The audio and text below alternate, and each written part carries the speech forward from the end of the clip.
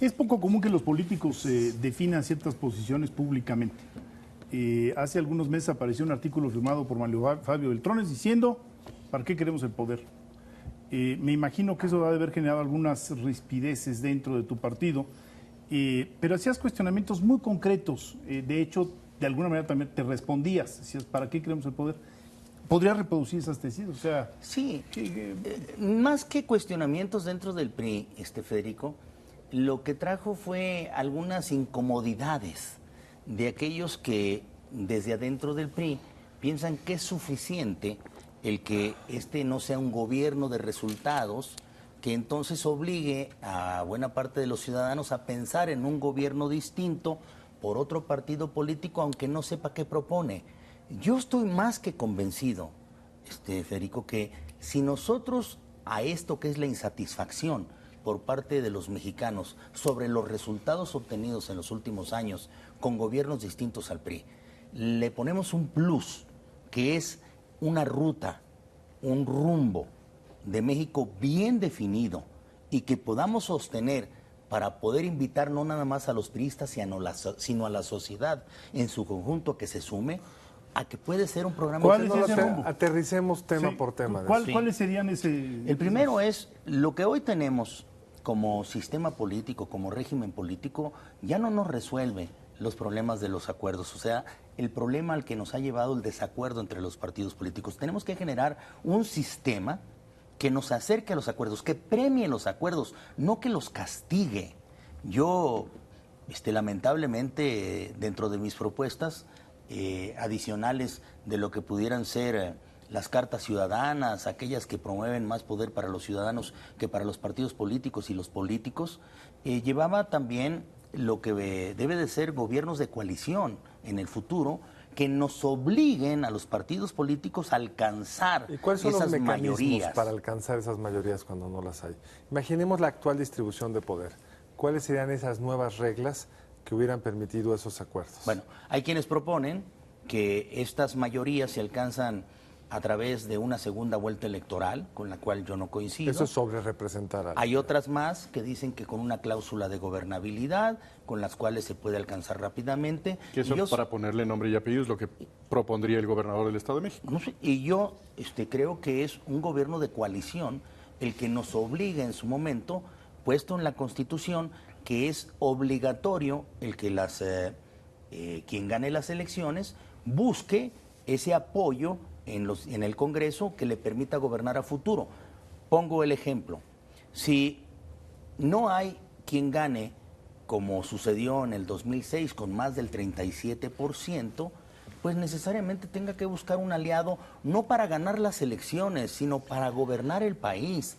Porque buscar alianzas electorales se ha vuelto tradicional, pero después no saben cómo gobernar. En cambio, los gobiernos de coalición te llevarían a eso. ¿Por debajo de 50? O sea, sí, claro. Si no tienes 50, pero tú tendrías una mecánica en la Constitución. Puedes volar. A ver, puedes volar a la tradicional y opcionalmente irte al gobierno de coalición. Es como si te ponen un 757 año 2012 y te suben al avión y tú dices, bueno, es que como yo volé en la Segunda Guerra Mundial, yo sé cómo llevar este avión. Y te pueden decir, pero usted trae por ahí unas computadoras y también unos radares que podría utilizar. Y dice, no, a mí me sale mejor naturalito. Y dice, bueno, usted lo puede volar naturalito, pero trae 500 gentes de pasajeros, ¿eh? También lo puede volar por instrumentos, que es lo más lógico y lo más moderno, y hacer un acuerdo con los otros partidos políticos para definir las 5, las 6 políticas que deban de comprometerse entre unos y otros por los próximos 3 años. ¿Y si no se ponen de acuerdo? Yo creo que sí se van a poner de acuerdo. Pero aquí, por ejemplo, el PRI tiene una responsabilidad importante en esta falta de acuerdos en la última década.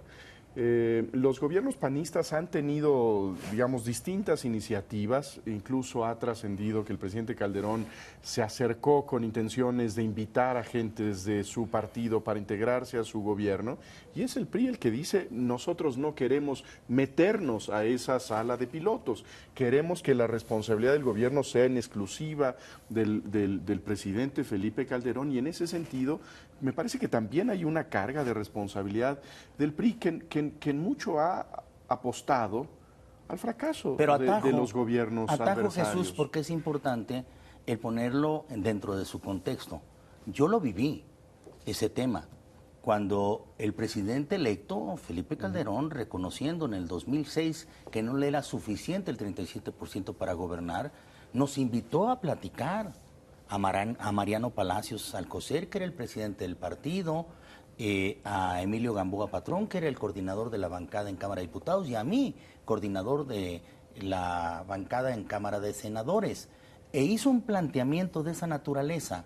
La respuesta de Mariano Palacios fue, además de lógica, inteligente, muy correcta.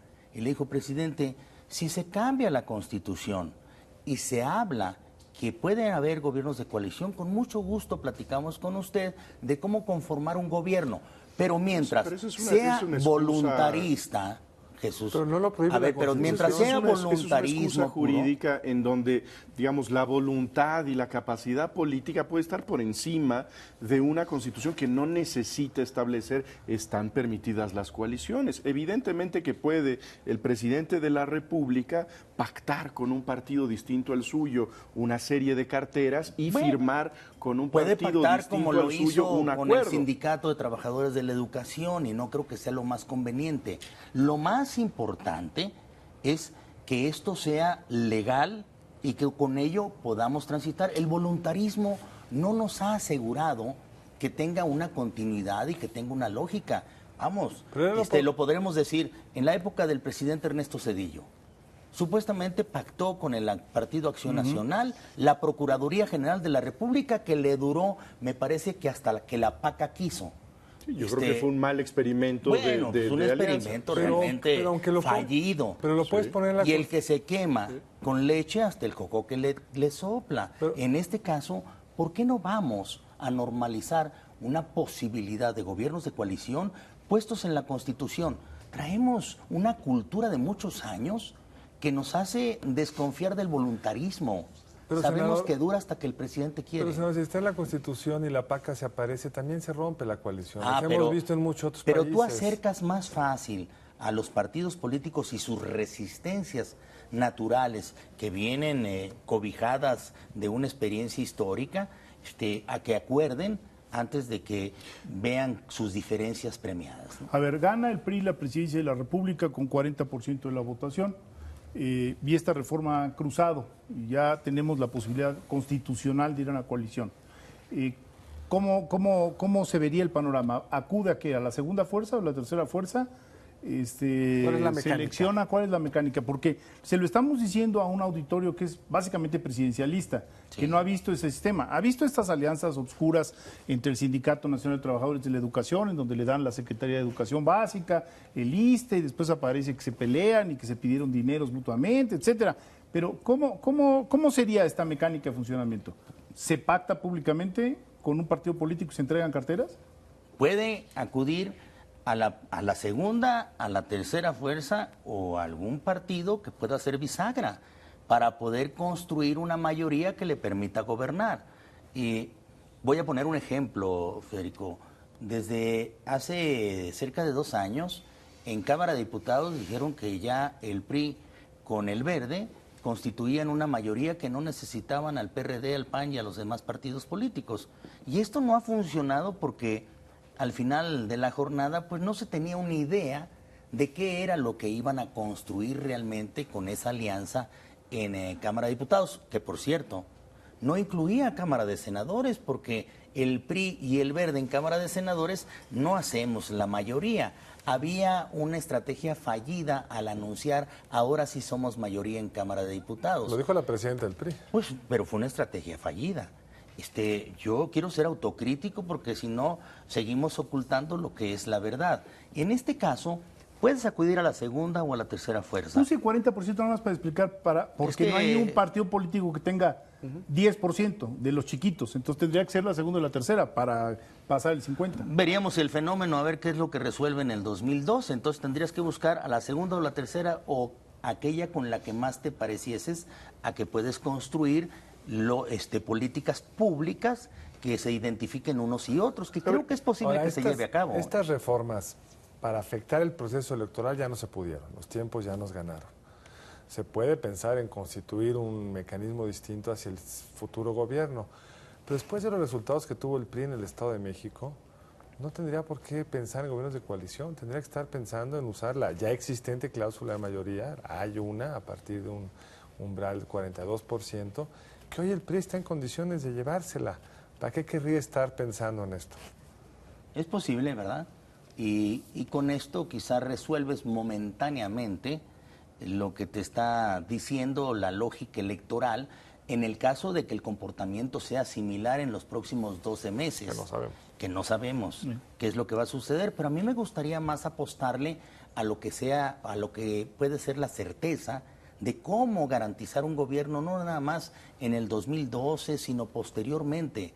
Ir a esa verdadera transición en la que no hemos más que hecho discursos alrededor de la misma. Y por eso yo sí creo que el PRI, con la confianza que puede estar rescatando de un electorado, debería de intentar poner sobre la mesa reformas de fondo que le permitan mejor gobernabilidad en el futuro. Pero el PRI no es un centro de reflexión, el PRI no es un instituto académico, es una cazuela de intereses. Y antes que tener, o al mismo tiempo, no sé, pero junto con la idea de tener una propuesta de futuro, es un espacio muy denso de intereses políticos. Y esos no parecen ser intereses con talante reformista. Es decir, ahí lo que hay dentro de ese partido es un amasijo enormemente complejo que está entreverado con un proyecto contrario al reformismo.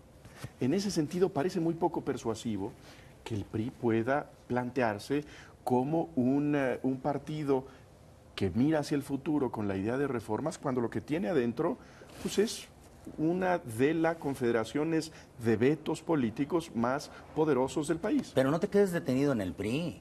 Bueno, cuando volteas a ver otros partidos políticos... Estamos hablando con usted, después Pero cuando ves otros partidos políticos te vas encontrando igual o superiores dificultades, sobre todo con algunos de los participantes que creen. La matriz de los vetos que padecemos es herencia del PRI. Sobre todo con algunos de los personajes que creen que esto se resuelve cuando ese se siente en la silla, como si fuera de mágico o elemental de habilidad. Y este no es un juego de habilidades, este es un asunto de sistema, de instituciones. Pero de grupos de interés también.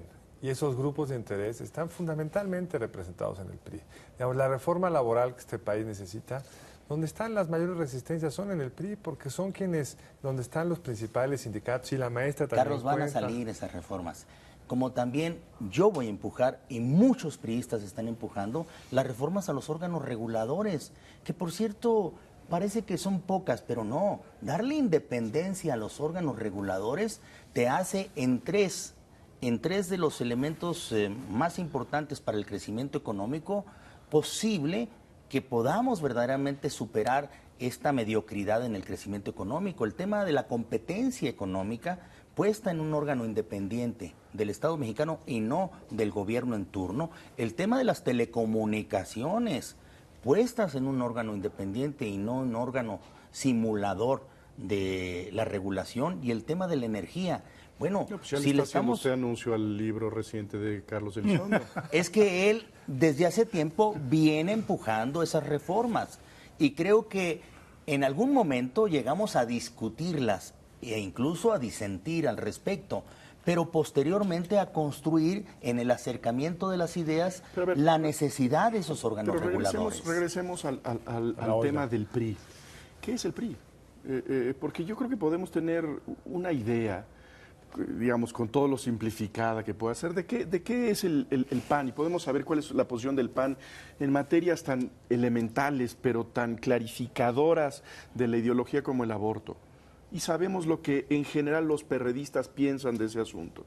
¿Podemos hacer esa pregunta y encontrar una respuesta en relación con el PRI? A lo mejor lo podemos poner en extrema lógica. El PRI es un partido político que gobernó por más de 70 años, que perdió la presidencia de la República, que está en posibilidades de volver a ganar y que muchos de nosotros pensamos que se puede instalar como verdadero partido político que gane y pierde en el futuro, siempre y cuando ponga sobre la mesa qué piensa de cómo hacer las cosas de manera distinta. ¿Qué piensa el PRI en materia del aborto? Yo creo que se han fijado distintas posiciones dentro del PRI, se han fijado distintas posiciones dentro del PRI, pero habría que ponerlo también sobre la mesa en hacia dónde tenemos que dirigir este país. ¿Cuál va a ser la política pública de salud en ese aspecto? ¿Qué política pública vamos a tener en el tema del combate a las drogas? Tienen ciertas Jesús? Banderas, ciertos emblemas que son brújulas, que nos permiten ubicar a los partidos. Por ejemplo, ese. En todo el mundo hay un eje de definición. El partido tal está a favor de la legalización, la despenalización del aborto. Y creo que es algo que en una sociedad moderna debemos pedirle a nuestros partidos políticos. Cuando vamos hacia el PRI, lo que encontramos es la nata de la indefinición. No, en esta parte nosotros teníamos perfectamente definida nuestra posición. Era a despenalizar han votado el aborto para hacerlo en algunos punible. de los eventos en los cuales se comprometía no nada más la ética, la fama o la salud de la mujer. Y lo teníamos muy definido. Posteriormente, en los radicalismos, de decir despenalización total, ahí es donde empiezan las divisiones. Pero en fin, el PRI es un partido no monolítico, en donde estamos discutiendo, quienes más interesados estamos en que fije una posición, lo que debe de ser el futuro en el caso de que nosotros ganemos la presidencia de la República. Hay algunos otros, no sé si muchos, pocos, suficientes, que no les interesa esa discusión, les interesa más lo que un partido político que gobernó por muchos años desea tener en el 2012, un nuevo triunfo electoral. Pero muchos pensamos que no es suficiente. Bueno, tenemos que hacer una pausa, regresamos muy pronto.